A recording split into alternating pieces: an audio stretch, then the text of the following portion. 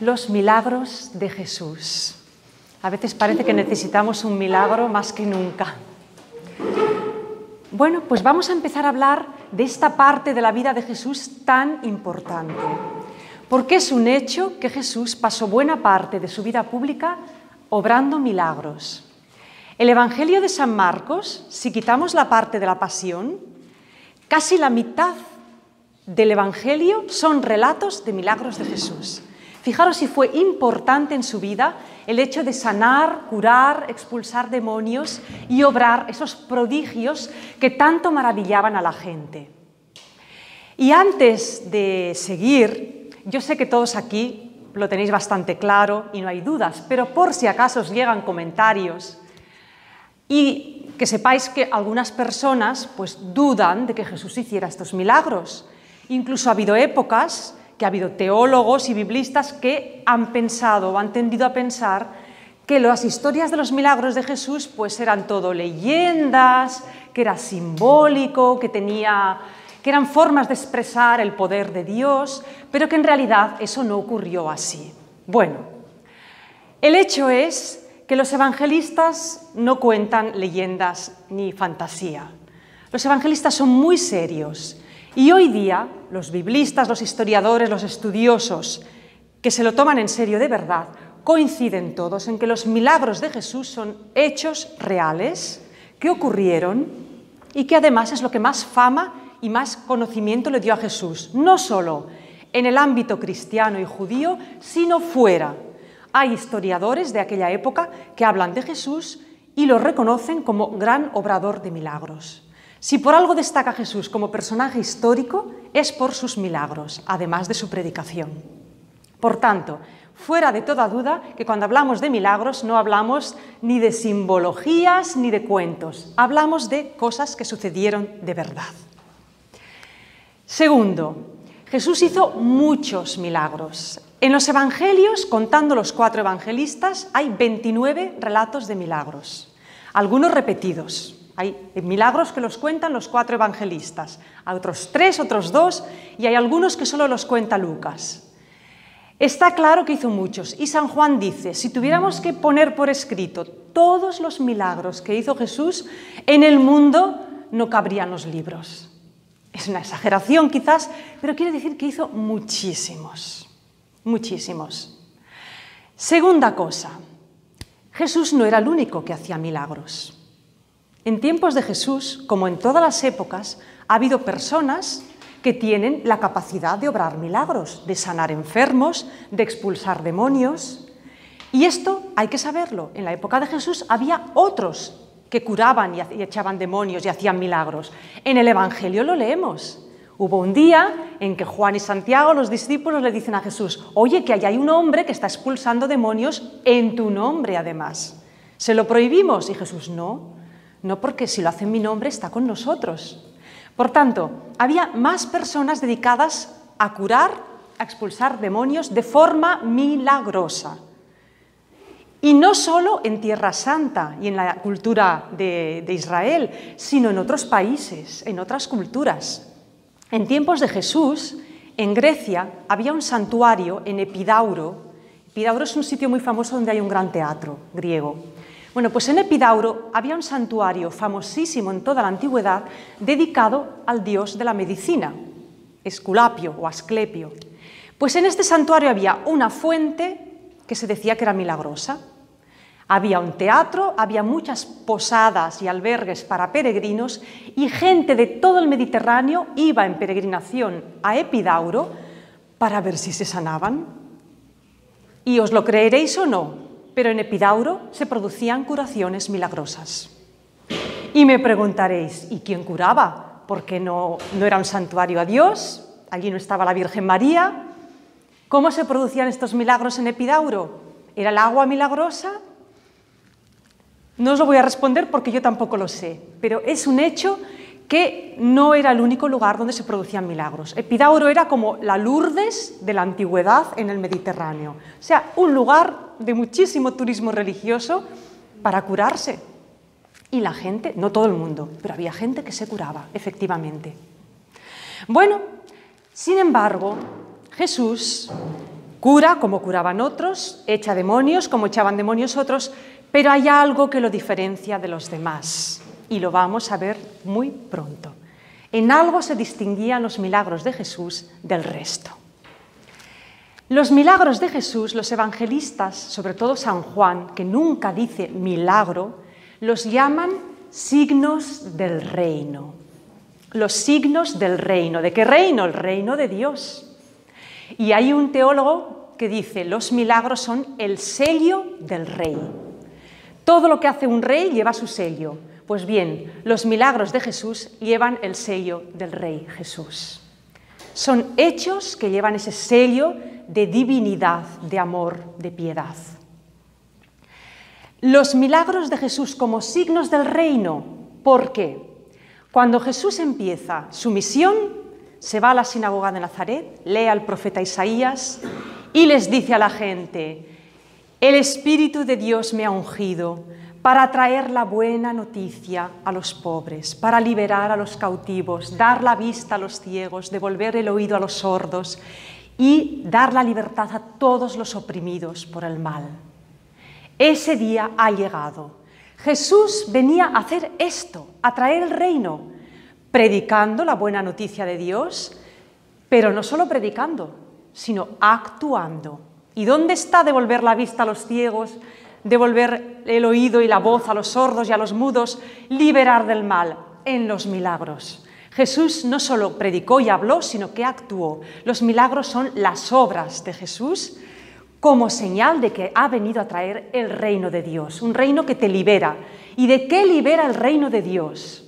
Pues libera de 3 grandes males, que son los tremendos males que nos afectan a los seres humanos. El gran mal que todos tememos, más que la muerte. El sufrimiento, el dolor, que viene con la enfermedad. Segundo gran mal, pues sí, la muerte. La muerte, sobre todo, la muerte prematura, la muerte por accidente, por enfermedad, no la muerte natural de vejez, la muerte antes de tiempo. ¿Y el tercer gran mal? Pues el tercer gran mal es el mal del demonio, el mal del maligno, las obras de Satanás que lo pervierten todo y lo destrozan todo. El dolor, la muerte y el mal son los 3 grandes males que Jesús vino a combatir con sus milagros. Y hay una cuarta cosa además en los milagros de Jesús que también pronto la veremos. Por tanto, los milagros de Jesús, signos del reino. Pero ¿en qué se diferencian de otros milagros? Hay que tener muy claro que los milagros de Jesús no son magia, no son conjuros ni hechizos. Había gente que obraba milagros recitando oraciones, invocando cosas, haciendo rituales. No, Jesús simplemente cura con su palabra y con su intención. Y a veces ni eso, porque a veces Jesús cura a distancia. ¿Os acordáis del hijo del centurión?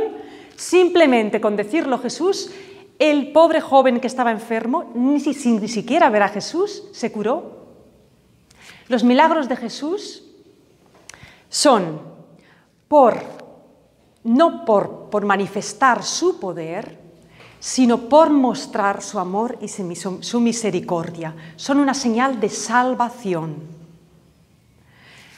Segundo, estos milagros no son magia, son simple el poder que tiene Dios, pero que lo utiliza solo cuando ve una persona apurada, que se lo pide por piedad, por misericordia.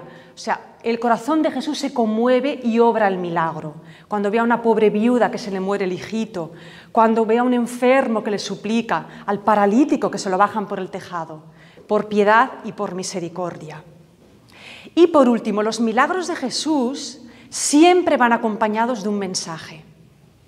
No es un milagro porque sí, por maravillar a la gente, por hacer algo espectacular, por hacer que la gente crea, sino que los milagros de Jesús siempre van con una enseñanza. Y esto San Juan lo tiene muy claro. Los 7 únicos milagros que relata San Juan van siempre al lado de una enseñanza. Yo soy el agua viva, yo soy el pan bajado del cielo, yo soy la luz del mundo. Algo tiene que enseñar Jesús con estos milagros. Y una cosa más. Los milagros de Jesús A veces hay quienes dicen, siempre van acompañados de la fe. Si no hay fe, no hay milagros. Esto no siempre es así.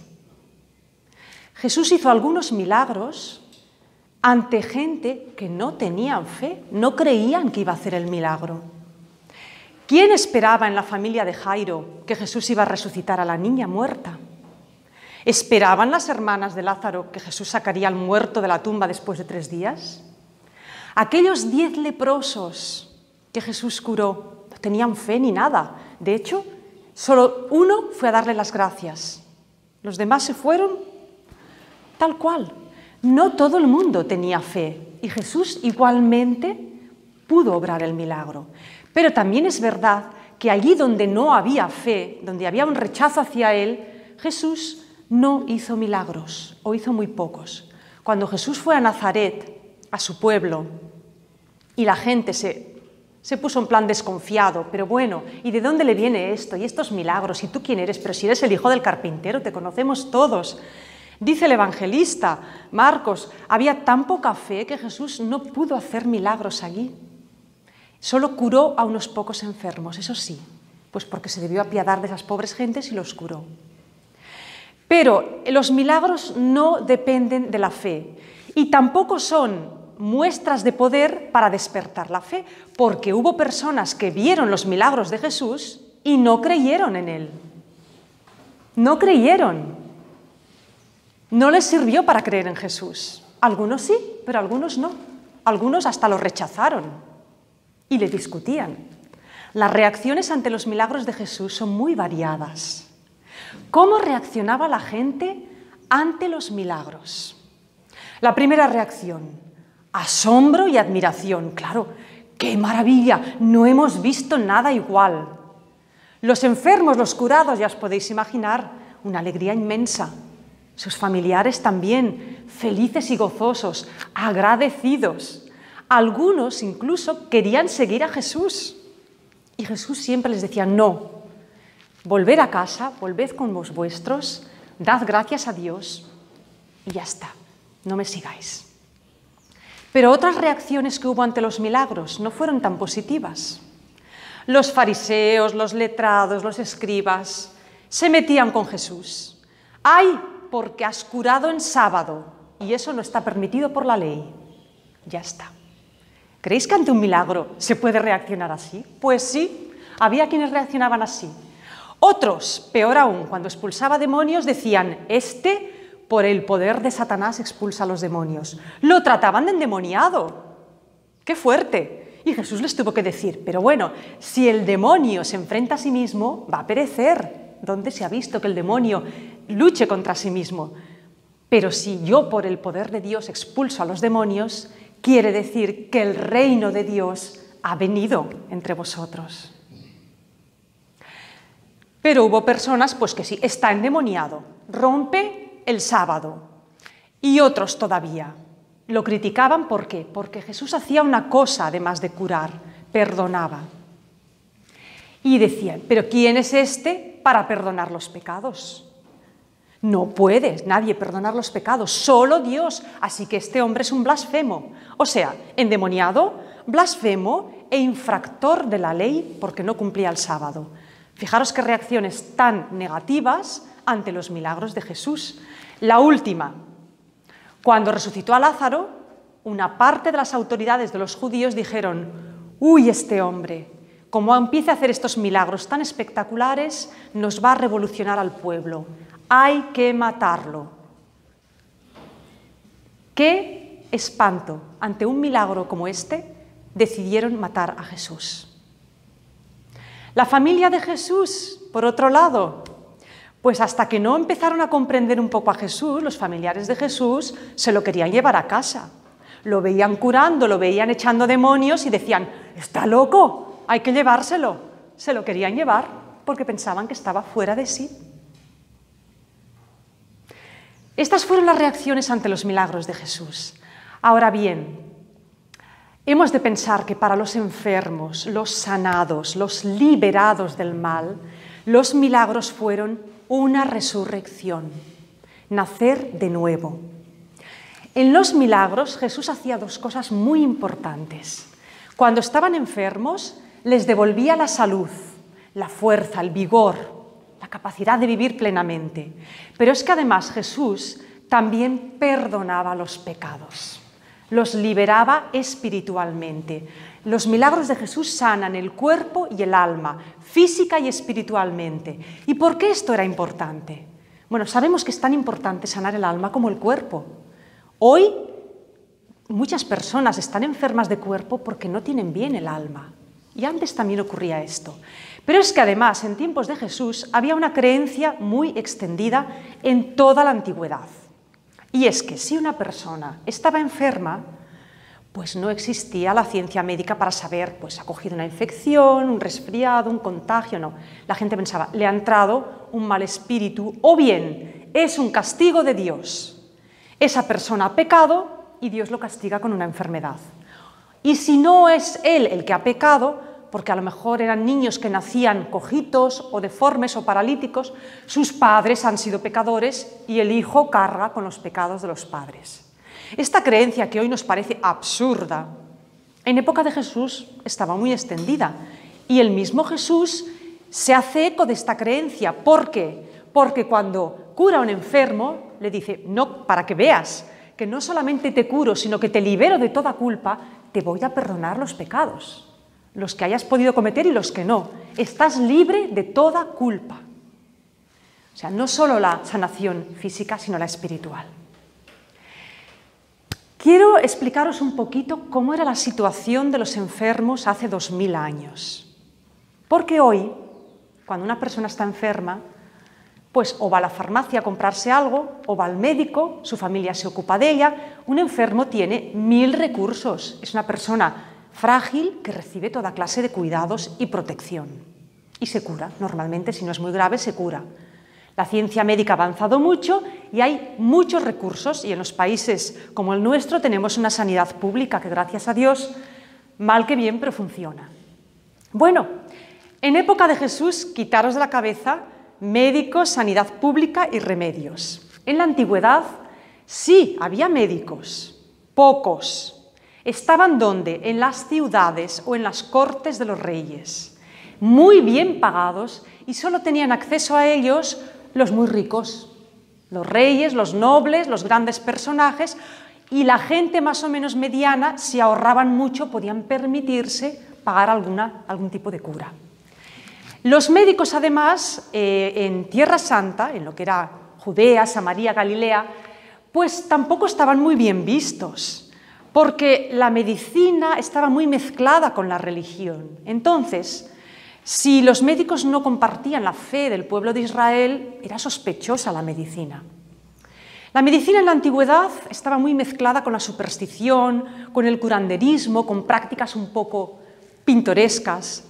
Había lugares donde la medicina sí que estaba muy desarrollada. Por ejemplo, en Grecia, donde Epidauro, pues había una ciencia médica bastante avanzada. Todos sabéis este médico Hipócrates. Hipócrates desarrolló mucho la medicina. En Egipto había una medicina muy avanzada, incluso con cirugía. En Roma también. Los arqueólogos han encontrado instrumentos quirúrgicos romanos del siglo de Cristo, pero con una precisión y un avance que dicen es que los cirujanos modernos podrían operar perfectamente con esto. Estoy hablando de 2000 años atrás. O sea, en Roma, en Grecia, en Egipto, en Babilonia también había una medicina avanzada. Pero en los demás lugares, pues un poquito más atrasados, más pobres o más, pues la medicina era o superstición, o un poco de magia, un poco de... Y luego estaban los curanderos locales. Los curanderos, pues sí, eran personas que tenían conocimientos ancestrales de hierbas, de remedios caseros, que sabían componer huesos, que tenían habilidades para el masaje. Estos curanderos más o menos hacían lo que podían, pero claro, ante una infección, pues poca cosa. Y los remedios que circulaban por aquella época pues son muy curiosos, pero de científicos nada, ¿no? Entonces, bueno, a veces el efecto placebo psicológico pues hacía que la gente se curara y otras veces se ponían aún peor. Por tanto, la medicina muy poco avanzada. En el ámbito rural por donde se movía Jesús, nadie tenía acceso a buena medicina. Por eso era necesario que Jesús curara a la gente, porque había muchos enfermos. Aparte de que la medicina estaba poco desarrollada en los ámbitos rurales, hay otra cosa. ¿Había enfermos? Sí, muchos. ¿De qué se enfermaba la gente entonces? Hoy las enfermedades son de malos hábitos de vida, las enfermedades de los países ricos, de mala comida, de poco ejercicio, pero en el tercer mundo la gente muere de infecciones, muere de malaria, muere de tifus, de fiebres. Bueno, pues en la antigüedad la gente moría de infecciones mal curadas y también morían de enfermedades causadas por la desnutrición, mala nutrición. La lepra es una enfermedad de desnutrición. Y luego, pues eso, la falta de higiene. Poca higiene, desnutrición, cualquier infección puede ser letal. La lepra es una enfermedad de la desnutrición y era muy frecuente. La desnutrición podía hacer que una madre embarazada pues no pudiera criar bien a su hijo y el niño nacía, pues podía nacer cojo, podía nacer débil, paralítico, ciego. La ceguera de nacimiento era frecuente y es otro tema de desnutrición, falta de vitaminas, falta de nutrientes. Claro, en aquella época no había manera de curar esto. Si la gente era pobre y vivían al día, pues ¿cómo vas a curar a una persona así? Entonces, un enfermo era una desgracia para la familia. Primero, porque era una boca más que alimentar y una persona que no podía trabajar, no podía contribuir a la economía familiar. Pero era una desgracia, pobrecito, para sí mismo, porque se veía impedido. Una persona enferma, pues si no era infeccioso, bueno, lo tenían como podían en casa, pero claro, era como un inútil, estaba marginado, no podía participar de la vida social. Muchos, si la familia era muy pobre, pues los dejaban a la esquina, en las esquinas de las plazas o en el borde de un camino a que pidieran limosna. Muchos ciegos y paralíticos eran mendigos, vivían de eso, de la mendicidad. Y si eran leprosos, tremendo, esa era la peor maldición, porque los leprosos, la enfermedad de la lepra era terrible, incurable, que se te comía la piel y la carne y acababas muriéndote. La lepra estaba regulada por la ley, desde el Levítico, desde siglos antes de Cristo. Entonces, había unas leyes muy estrictas con los leprosos. En el Levítico capítulo 13 está muy bien explicado. A un leproso había que aislarlo, había que separarlo de la población, lejos, así que todos los leprosos pobres vivían agrupados donde podían, en cuevas, en el campo, en cabañas, vendándose las heridas como podían, sufriendo horrores porque nadie les iba a curar. Nadie podía tocar a un leproso, nadie podía acercarse a un leproso, vivían de la limosna y además tenían que llevar una campanilla para irla tocando cuando iban por los caminos y cuando veían gente que se acercaba, además de tocar la campanilla, tenían que gritar: impuro, impuro. Es decir, aquí nadie se puede acercar, no nos toquéis. Esta era la triste vida de los leprosos. Jesús curó a unos cuantos leprosos. Imaginaros para un leproso qué es curarse. Es algo imposible, es renacer de nuevo, volver a la vida, es ser otra persona, es recuperarlo todo. Es ya no solo recuperar la salud, es recuperar la vida social, la vida familiar, las relaciones con los familiares, con los amigos, es todo. O sea, curando Jesús, curaba el cuerpo y restauraba la vida, las relaciones humanas y sociales de la persona. Qué importante. Lo sacaba de la enfermedad y lo sacaba de la marginación. Jesús curó a varios leprosos e hizo algo que estaba prohibido, que es acercarse a ellos, dejarse tocar por ellos, tocarlos y sanarlos. Cuando era el momento de curar y demostrar su misericordia y su amor, Jesús rompía todas las reglas, rompió algunas más. Por ejemplo, se consideraba en época de Jesús que un hombre como él, que era un rabino, un maestro, nunca podía tocar a una mujer si no era su esposa, y mucho menos entrar en la habitación de una mujer. Bueno, pues Jesús lo hizo varias veces. Cuando la suegra de Pedro estaba con fiebres, enferma, en casa, entró en su habitación, le tomó de la mano y la levantó.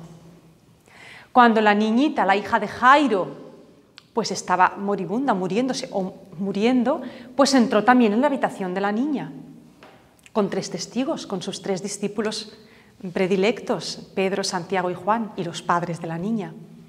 O sea, Jesús, cuando era por una causa mayor, por amor, por curar, por cumplir su misión, las normas se las saltaba con criterio. Y para curar, Jesús nunca tuvo barreras.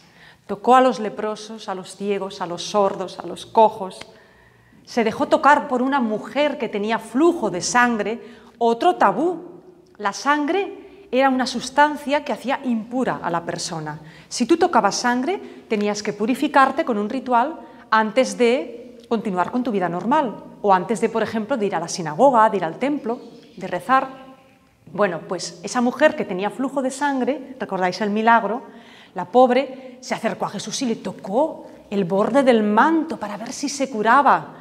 Claro, lo que hizo esa mujer estaba prohibidísimo. ¿Cómo puedes tú, una mujer impura que está siempre manchada de sangre, tocar al maestro? Pero Jesús la miró con compasión y con simpatía y con afecto. Le dijo: estás sanada, vete en paz. Bueno, pues hemos visto que los milagros de Jesús son signos del reino, son gestos de amor, de misericordia, inseparables de su mensaje, de su predicación. El reino está aquí y el reino es salud, es vida, es abundancia, es alegría, es contacto humano, es volver a restablecer esas relaciones con los demás. Y ahora vamos a ver, Jesús hizo muchos milagros, pero los hizo milagros de diferentes tipos y vamos a ver pues un poquito cada uno de estas clases de milagros, que los he anotado aquí. 4 tipos de milagros. El más frecuente es la sanación o la curación, curación de enfermos. De los 29 relatos de milagros, 15, la mitad casi, son de enfermos, incluyendo también ciegos, sordos, paralíticos y leprosos. La mayoría son de enfermos. Entonces, en estos milagros Jesús devuelve la salud y perdona. Un milagro muy conocido es el del paralítico. ¿Recordáis? El paralítico, pues el pobre hombre lo llevaban en una camilla, querían que se acercara a Jesús. Jesús estaba predicando en la casa de la suegra de Pedro, en Cafarnaúm, que era como su sede de operaciones, ¿no? Y había tantísima gente que tuvieron que, bueno, pues que entrar por el tejado. ¿Recordáis las casitas? Como eran las casitas galileas, pues que tenían una escalera para subir al terrado. El terrado era como una especie de terraza, ¿no? De azotea, y hecho con un entramado de cañas y yeso y barro. Pues fue bastante fácil hacer un agujero, abren el boquete y bajan al paralítico. ¿Qué hace Jesús cuando ve que bajan al paralítico y lo plantan? Bueno, lo ponen delante de él. La primera cosa que hace Jesús: hijo, tus pecados te son perdonados. No lo cura ni le dice, te voy a curar, no, tus pecados te son perdonados. Que sepas que tú estás paralítico no porque hayas pecado, ni porque tus padres pecaran, yo te quito toda la culpa. Ah, y primer comentario de los escribas que andía por allí sueltos. ¿Quién puede perdonar pecados sino Dios? Y entonces Jesús dice, para que veáis que el Hijo del Hombre puede perdonar pecados, ¿qué es más fácil? ¿Perdonar un pecado o decirle a este hombre, levántate, coge tu camilla y vete? Levántate, toma tu camilla y anda. Y el paralítico se levanta, toma la camilla, se la carga y se va a su casa. Asombro y admiración, la gente se admira, nunca hemos visto nada igual. Y los escribas, es blasfemo, ha perdonado los pecados y además hoy estamos en sábado, nadie puede coger una camilla en sábado y llevarla a su casa. En vez de alegrarse por aquel hombre curado y restaurado, se preocupan porque la norma dice que no puede llevar la camilla hasta su casa. ¡Qué dureza de corazón! Pero es que Jesús, ¿qué mensaje está transmitiendo con ese milagro? El Hijo del Hombre tiene poder de perdonar los pecados. El Hijo del Hombre puede decirle a este hombre, levántate, coge tu camilla y vete a casa. El Hijo del Hombre está por encima del pecado, por encima de la ley y además es dueño de la salud y de la vida. Por tanto, ¿quién es el Hijo del Hombre? Pues es Dios. Indirectamente les está diciendo, ¿quién creéis que soy yo? Estoy haciendo esto porque puedo hacerlo. En mí está el reino de Dios. Los pecados de Jesús, además, se pueden leer con una lectura más espiritual. Jesús a muchas personas les dice: levántate y anda, sal del hoyo, sal de la postración, sal del abatimiento. Jesús a nosotros nos está diciendo: levántate, toma tu camilla, es decir, coge tu cruz, tu peso, tu carga, póntela a la espalda y vuelve a tu casa, vuelve a tu vida, vuelve a hacer vida normal. Levántate y anda, yo te perdono los pecados, yo te libero de todo, ya estás, vete en paz. Y qué bonito lo que le dice a la mujer: vete en paz. Los milagros de sanación son así, sanadores y liberadores. Vamos ahora a los siguientes, a los exorcismos. Son el segundo tipo de milagro más frecuente. En los evangelios relatan 5 curaciones de endemoniados. Bueno, ¿qué pasa con los endemoniados? Hay quienes dicen: bueno, esta gente eran epilépticos, eran enfermos mentales, eran cosas psicológicas. Sí y no. Los exorcistas hoy, si les preguntas, y una vez tuve la ocasión de preguntarle a uno, te dicen: mira, hay veces que sí, que los ataques de rabia, de ira, las posesiones, hay veces que sí son enfermedades psiquiátricas, pero hay veces que no. Hay posesiones diabólicas, las había antes y las hay ahora. En la época de Jesús, yo qué sé, parece que hubo una epidemia de endemoniados. ¿Por qué? Algunos biblistas dicen que los demonios, viendo que venía el Hijo de Dios a la tierra, como que empezaron a proliferar, como se manifestaron, ¿no? O que quizás ante Jesús se manifestaban. Es una cosa muy curiosa, pero los diablos son los primeros que reconocen a Jesús como Hijo de Dios. Y se lo dicen abiertamente: Hijo de Dios, Hijo del Altísimo, has venido a atormentarnos, déjanos en paz, huye de nosotros, vete, vete. Los demonios reconocen a Jesús y no soportan su presencia y atacan a las pobres gentes.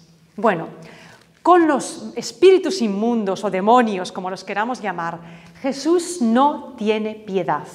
No tiene contemplaciones. Esto es una guerra contra Satán.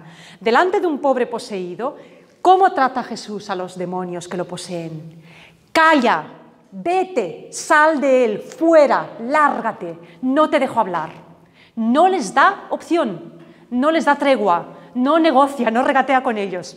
Fuera, fuera y fuera. Los expulsa directamente. Hay que romper esas cadenas de esa pobre persona cautiva del mal. Cuando vemos a Jesús más enérgico, es delante de los pobres endemoniados. Fuera, el mal fuera, y los demonios huyen de Jesús. Entonces, esta curación impresionante que os decía. Los endemoniados de Gerasa.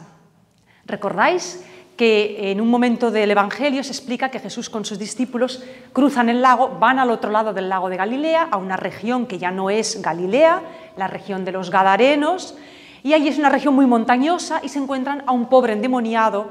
Mateo dice que eran 2, los otros evangelistas dicen que era 1, es igual, 1 o 2, era un pobre hombre que andaba desnudo por las tumbas y por las rocas, hiriéndose, golpeándose, autolesionándose, gritando, hecho fuera de sí, hecho trizas, y la gente asustadísima y sin acercarse a él. Bueno, este pobre hombre, Jesús lo ve, le da tanta pena que increpa a los demonios. ¿Y qué hace con él? Se acerca a él y lo primero que hace es una cosa muy curiosa. Le dice: ¿cómo te llamas? ¿Cómo te llamas? ¿Por qué le pregunta eso Jesús al endemoniado? Porque cuando a una persona le das el nombre, le estás dando dignidad, identidad. ¿Pero qué contesta el endemoniado, poseído por los demonios? Mi nombre es Legión, porque somos miles, somos muchos. No está contestando el hombre, están contestando los demonios. Muchos demonios están metidos en aquel pobre hombre. Entonces Jesús les dice: largaos, salid de él, fuera. Y los demonios: por favor, no nos eches fuera, envíanos a alguien. Necesitan a alguien. ¿A quién los envía Jesús? Todos lo sabéis, los envía a una piara de cerdos que hay por ahí. No deja de ser curioso que los cerdos para los judíos eran animales impuros. Jesús envía los demonios a los cerdos. Y los pobres cerdos poseídos por los demonios, pues ¿qué hacen? ¡Oh! Se vuelven locos, empiezan a correr y saltan por un precipicio al mar, donde se ahogan todos. El pobre endemoniado se queda, dice el Evangelio, tranquilo, sentado en su sano juicio. Recuperó la paz, recuperó la dignidad. Tanto es así que le dice, Señor, Señor, déjame seguirte, déjame ir contigo. No, vuelve a tu casa, da gracias a Dios, haz una ofrenda al Señor y explica lo que el Señor ha hecho contigo, la bondad y la misericordia que Dios ha tenido contigo. Este milagro de este endemoniado a mí a veces me hace pensar mucho en que esa piara, esos pobres cerdos endemoniados que se arrojan al mar, a veces me hace pensar mucho en nuestra sociedad. A veces me da la impresión de que en nuestra sociedad somos como una piara de cerditos que nos tienen como despistados, dormidos, abrumados, estresados, perdidos, vamos perdidos con mil cosas. Nos invade la publicidad, la propaganda, todo con tenemos que hacer esto, tenemos que comprar lo otro, vamos como locos. Y siempre deprisa, siempre corriendo, no tenemos tiempo para pararnos, para rezar, para pensar por qué estamos haciendo las cosas. La sociedad va loca, frenética. Nuestra sociedad de hoy solo se preocupa por la economía, la pasta y correr y hacer mil cosas y estar en mil lugares. Y parecemos esa piara de cerdos que van a no se sabe dónde. ¿Y a dónde van? Al abismo, perdidos. Y Jesús nos viene a rescatar, nos viene a decir, no seáis así, no os dejéis llevar por esa legión de cosas que nos quiere invadir. No hace falta que vengan unos demonios a invadirnos. El poder del mal está muy extendido de mil maneras. Todo lo que nos quita tiempo, todo lo que nos impide rezar, pensar, centrarnos, todo eso son frutos del mal que nos está atacando de mil maneras. Cuando llevamos una vida loca, que no sabemos para dónde vamos y que nos da la impresión de que es que nos vamos al abismo, que nos hundimos, somos como esos pobres cerdos de la piara, como ese pobre endemoniado que va loco haciéndose daño por las tumbas, como un muerto viviente. ¿Cuántas personas hay que van así en el mundo? ¿Verdad que sí? Es terrible. Yo a veces pienso, es que el mundo somos como una piara y no puede ser, no somos una piara, no estamos endemoniados, somos hijos de Dios. Necesitamos tiempo, oración, parar, no dejarnos arrastrar. Y tenemos una gran ayuda, que es la de Jesús. Pidámosle ayuda a Él. Pues los exorcismos, otro gran milagro muy frecuente de Jesús. Y ya el tercer tipo de milagro que hace Jesús, que este milagro ya no lo hacía nadie más, porque había otros que sanaban, había otros que expulsaban demonios, pero resucitar muertos, eso nadie lo hacía. Y Jesús en los Evangelios resucita 3 personas, que sepamos. La primera es la hija de Jairo, pues una chiquita, una adolescente, que está muy enferma, la van a buscar a Jesús, por favor, maestro, ven a ver que mi niña está muy mal, está en las últimas. Cuando llegan a la casa, pues ya están allí las mujeres que lloran, las plañideras, ¡au!, gritando y llorando, porque ya se ha muerto, ya se ha muerto. No molestes más al maestro, que tu hija ya se ha muerto. ¿Y qué hace Jesús? ¡Callad! Fuera lloros, fuera gritos, largaos todos. Fuera. Los padres, venid. Pedro, Santiago y Juan, venid conmigo. Entra a la habitación de la niña, la toma de la mano y le dice esa frase, talita cum. Los biblistas dicen que es una frase, es una expresión aramea muy familiar. Traducida al español vendría a ser como un, mi niña, levántate, levántate mi niña, ponte de pie. Y la niña se levanta como si no pasara nada. Y entonces Jesús hace un gesto muy bonito, que es que con ese realismo práctico propio de una madre, les dice, dadle de comer a la niña que está muy débil. Aquí nos recuerda este gesto de atención a los demás, de preocuparse por el bienestar de los demás. ¿De quién aprendió Jesús esto? De su madre, de María. María, que estaba siempre atenta, que no falte vino, que no falte comida, que todo el mundo esté bien. Ahí le sale a Jesús ese gesto tan maternal, tan propio de María. Dadle de comer a la niña. Y ya está, sin más, con sencillez se van. Y la gente se queda admirada, porque nadie nunca ha hecho nada parecido. En otra ocasión, Jesús pasará por un pueblo, Naín, y resulta que al entrar en el pueblo se encuentran él y sus discípulos con que hay una procesión de gente que acompañan a un funeral. ¿Un funeral de quién? Pues de un niño hijo de una madre viuda, y la madre detrás del féretro llorando amargamente.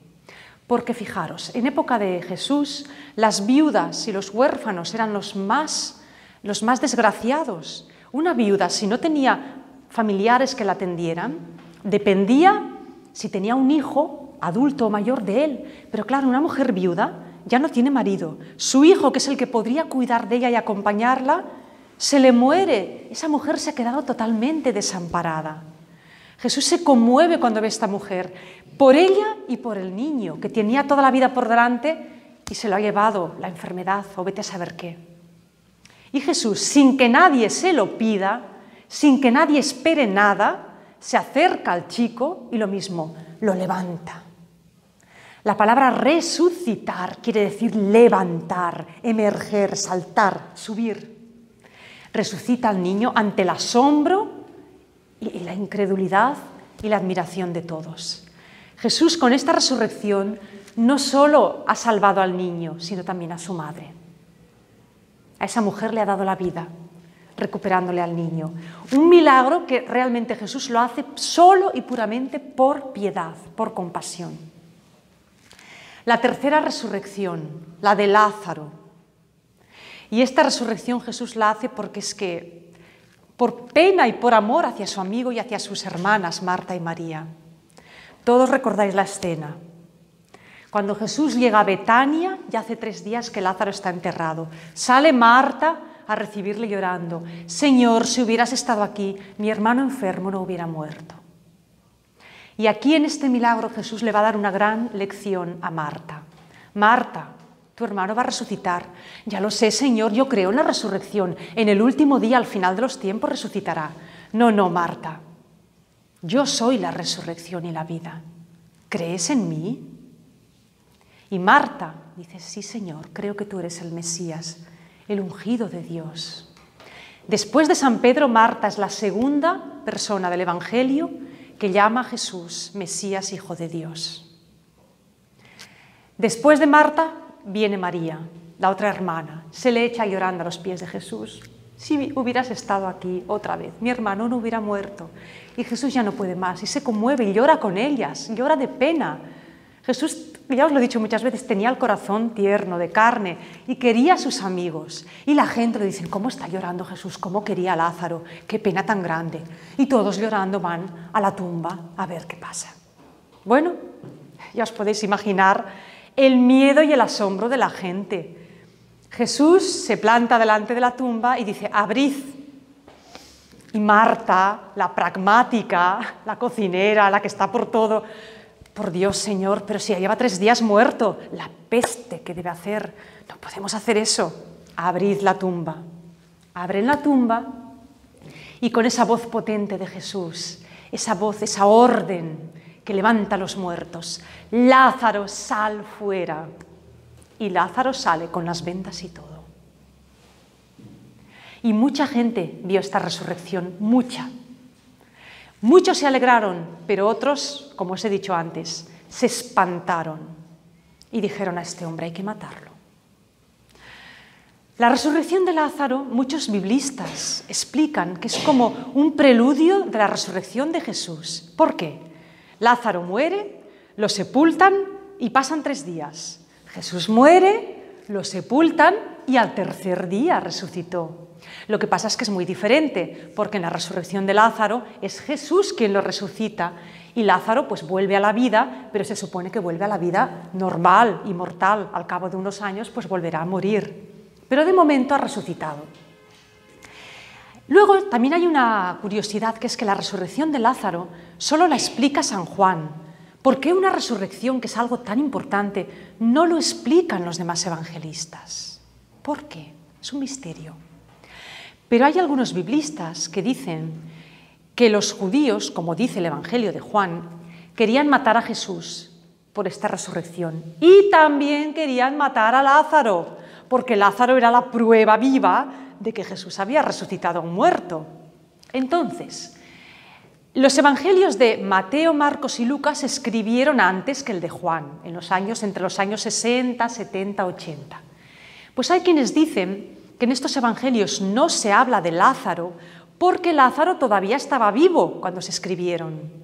Entonces, por no comprometer a Lázaro y no ponerlo en peligro, los evangelistas guardan silencio con discreción y no dicen nada de este milagro. Cuando se escribe el Evangelio de Juan, que fue más tarde, quizás Lázaro ya había muerto de muerte natural y entonces ya no había problema en que se pudiera escribir y publicar este milagro. Tal vez esta sea la explicación. El hecho es que tenemos 3 resurrecciones y, por supuesto, la cuarta es la resurrección de Él mismo. Por obra de Él, del Padre, ya hablaremos en su momento. La resurrección de Jesús, sin embargo, es definitiva, no es como las otras. Jesús resucita una vida que ya no es mortal. Jesús nunca más volverá a morir y resucita en cuerpo y alma, por supuesto, resucita su cuerpo. Pero además de estos milagros, tenemos el cuarto tipo de milagros, los milagros de la naturaleza. ¿Qué es esto? Jesús ha demostrado a los seguidores y a la gente que Él es Señor de la vida y de la muerte, que Él puede devolver la salud y la vida. Pero además había una cualidad del Dios de Israel, de Dios, que es que Dios es Señor de la historia, Señor de la vida, y Dios es el Señor de la naturaleza, es el Creador. Toda la creación ha salido de sus manos, por tanto, Dios puede hacer cosas prodigiosas con las fuerzas de la naturaleza. Y puede respetar las leyes de la naturaleza, pero si quiere, puede pasar por encima de ellas. Y esto nadie lo hacía, ni milagreros, ni curanderos, ni exorcistas. Pero Jesús sí. ¿Qué hace Jesús? Primer milagro cuando está llamando a sus primeros seguidores pescadores, la pesca milagrosa. Echad las redes al otro lado. No hemos pescado nada en toda la noche, Señor. Echad las redes. Y un poco más y las barcas se les hunden de tantos peces.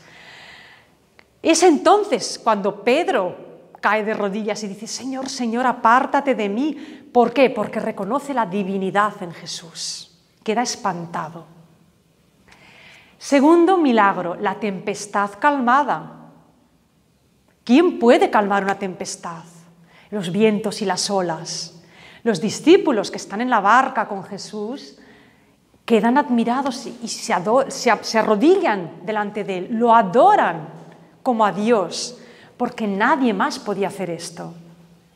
Curioso además que durante la tempestad estaban todos los discípulos ahí apurados, intentando dominar la barca, gritando, espantados, la barca zarandeándose, y Jesús durmiendo, durmiendo en la popa. ¿Cómo puede ser? Qué tranquilo estaba Jesús, y pobrecito, qué cansado debía estar, ¿verdad?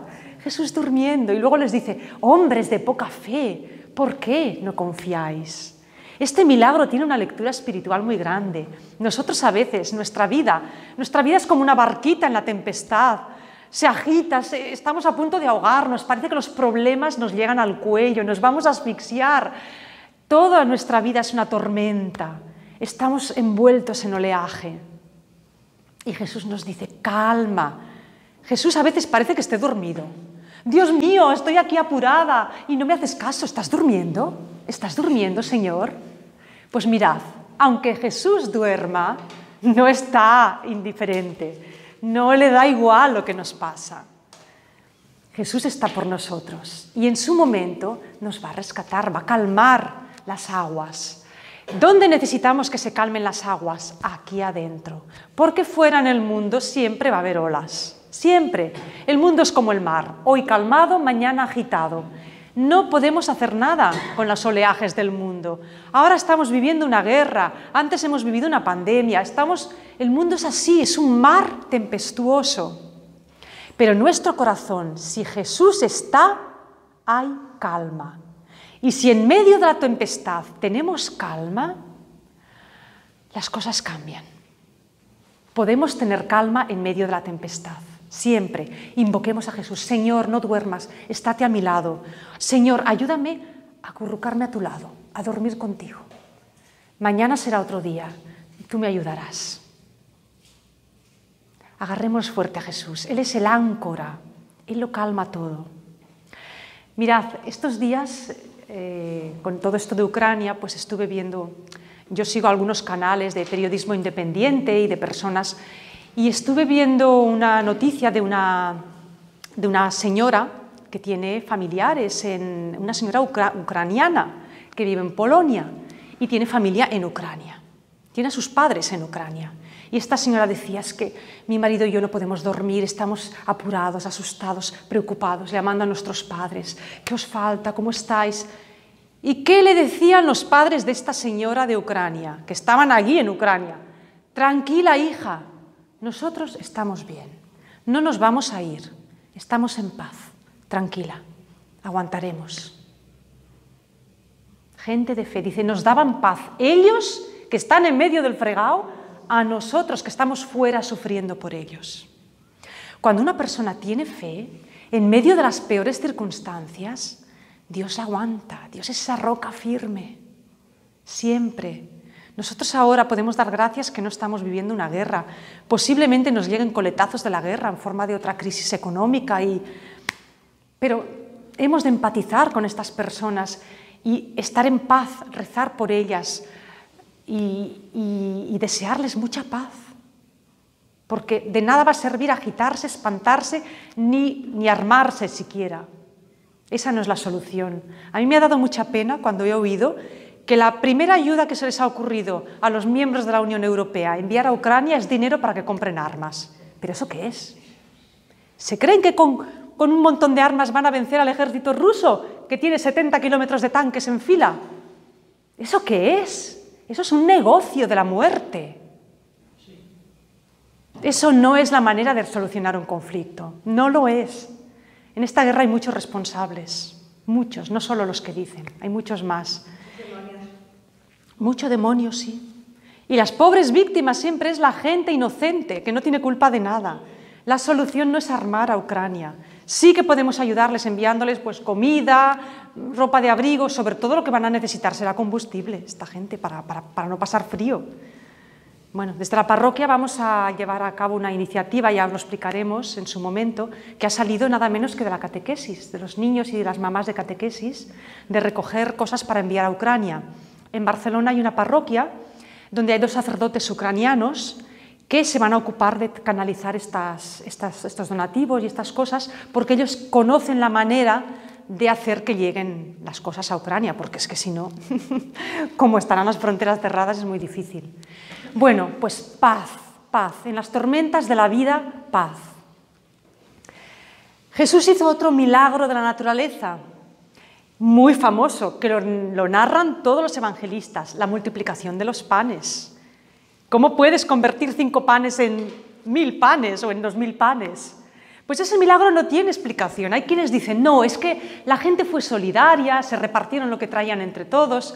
Es una explicación muy bonita, pero no. Ahí no había panes para alimentar a 5000. Y pasó 2 veces este milagro. Y la gente no se lo explicaba. No solo eso, sino que sobraron 12 canastos una vez y 7 canastos otra. La abundancia del reino de Dios. Hay para todos y sobra. Hay para todos y sobra. Y otro milagro que hizo Jesús de superar las leyes de la naturaleza fue caminar sobre las aguas.